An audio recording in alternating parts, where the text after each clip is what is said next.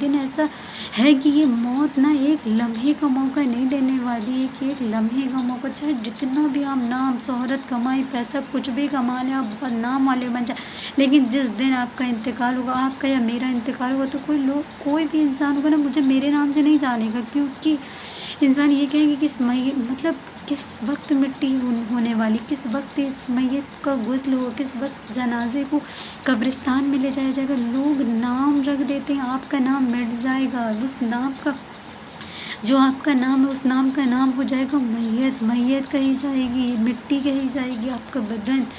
کیونکہ وہ سپرد خاک ہو جائے گا تو آپ کا نام وہیں سے ختم ہو جائے گا بات، کیونکہ دنیا ہوتی ہے نا پریزنٹنگ کو سلام کرتی، پاسٹ میں آپ نے کیا کر کے چھوڑا ہے اس کو تو دنیا بھول جاتی ہے، لیکن ابھی کیا دنیا دکھاوے میں لگی ہوئی ہے کہ ہم جتنے ہی بہتر بن جائیں، جتنے ہی زیادہ ویسے بن جائیں، جتنا ہی لوگوں کی نظروں میں ہم آ جائیں، لیکن یہ دنیا ایسی ہے جو آپ ابھی اس وقت ان کے سامنے ہو تو آپ کو سمجھ میں آ رہا ہے، لیکن جیسے ہی آپ ان کی آنکھوں سے اوجھل ہوتے اس کے بعد آپ کی کوئی تعریف نہیں کر رہا ہوتا، تو آپ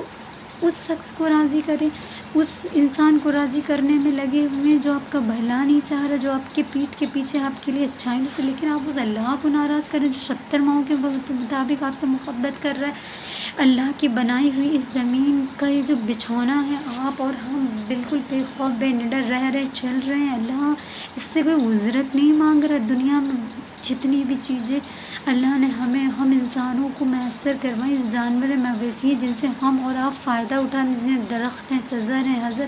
ان سے کہیں نہ کہیں کوئی نہ کوئی فائدہ انسان اٹھا رہا ہے، لیکن اللہ ان سے کوئی اجرت نہیں چاہ رہا ہم لوگوں سے کہ ہم کچھ اجرت اللہ کو پیش کریں، لیکن اللہ ہے نا تو وہ چاہتا ہے کہ ہم جو انسان ہیں نا تو ایک ایسے راستے پہ چلیں جو راستہ سیدھا، اہدنا الصراط المستقیم، اللہ سیدھا راستہ چلا ہوا ہے۔ دل میں ایک دعا ہونی چاہیے کہ اللہ سے ہم یہ ہمیشہ دعا کریں کہ اللہ ہمیں سیدھے راستے پر چلائے، لیکن سیدھا راستہ آپ کو چننا پڑے گا، اللہ اس راستے پر چلائے گا لیکن راستہ آپ کو چننا ہے، ایک رانگ وے ایک رائٹ وے، لیکن آپ کو ایک رائٹ وے کو چننا پڑے گا اور اس پر چلنا ہے، کیونکہ موت ایک لمحے کا موقع نہیں دے گی۔ اگر آپ کو لگتا ہے کہ آپ نے فجر کی نماز پڑھ لی تو کوئی کنفرمیشن نہیں ہے کہ آپ ظہر کی نماز پڑھ پائیں گے، کیونکہ اللہ کے وہاں ہر شخص کی موت مقرر لکھی ہوئی ہے۔ اللہ کہتے ہیں زمین و آسمان کے درمیان آپ چاہے جہاں بھی چھپے ہو، اگر موت کا وقت آ گیا تو موت تمہیں ڈھونڈ نکالے گی، تو کیوں اس فیض دنیا میں اور فیض گویائیوں میں ہم اپنی لائف اپنی زندگی کو برباد کر رہے ہیں؟ کیوں نہ اللہ کی یاد میں اپنے آپ کو لگائیں، آپ کے جو اپنے کام ہیں ان کاموں کو کریں، کیوں نہ ہم اپنی زبان کو درودوں سے سجائے رہیں، کیوں نہ ہم اللہ کی یاد سے اپنے دل کو بالکل معمور رکھیں۔ انسانی زندگی تو ایسی ہے، تو اس میں کیا کہتے ہیں نا کہ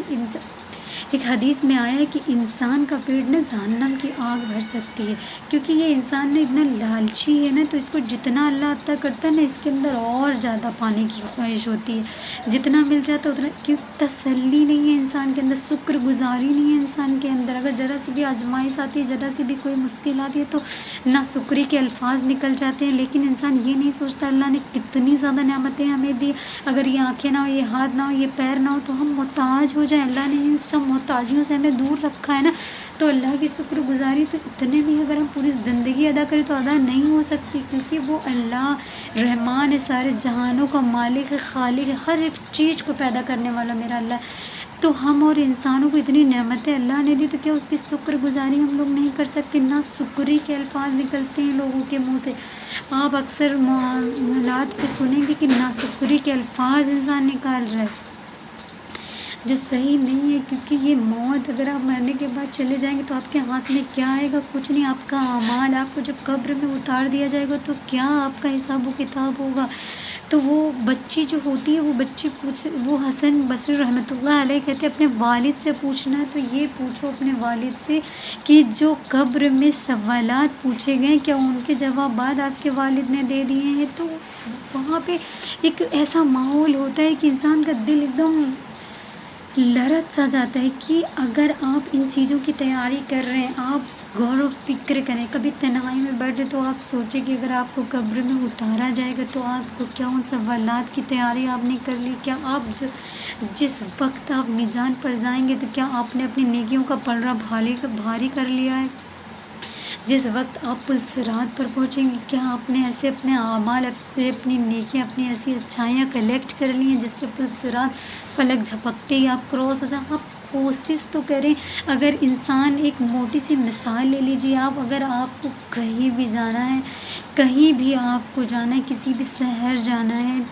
ایم پی جانا ہے، اگر آپ کو ایم پی جانا ہے تو پھر آپ ایم پی کا راستہ لیں گے تب نہ آپ ایم پی پہنچیں گے. آپ نے راستہ رانگ وے لے لیا، لیکن آپ دعا کرا رہے کہ ہم نے ایم پی پہنچا نہیں، لیکن آپ کو ٹریک صحیح پکڑنا، اس کے بعد آپ صحیح منزل پر پہنچیں گے. کیونکہ اللہ سبحانہ و تعالیٰ سب کچھ جانتا ہے آپ کے اور ہمارے دل میں کیا ہے کیا نہیں ہے. اللہ ہر ایک چیز سے واقف ہے. تو اس لیے زندگی کو جتنا ہو سکے، جتنا زیادہ سے زیادہ ہو سکے کہ نیکیوں اور اچھائیوں میں آپ گزاریں. کیونکہ اچھائیاں تو ایک ذرا سے چیز میں سکتی ہے. اگر ایک انسان نے دوسرے کی ہیلپ اگر چھوٹی سی کر رہا تو اس میں بھی اس کا حضر ہے. کیونکہ آخرت کے دن جب اگر نیکیاں کم پڑیں گی نا تو ایک نیکیوں کے لیے انسان بھاگا گھومے گا کہ ہماری ایک نیکی کم پڑ رہی تو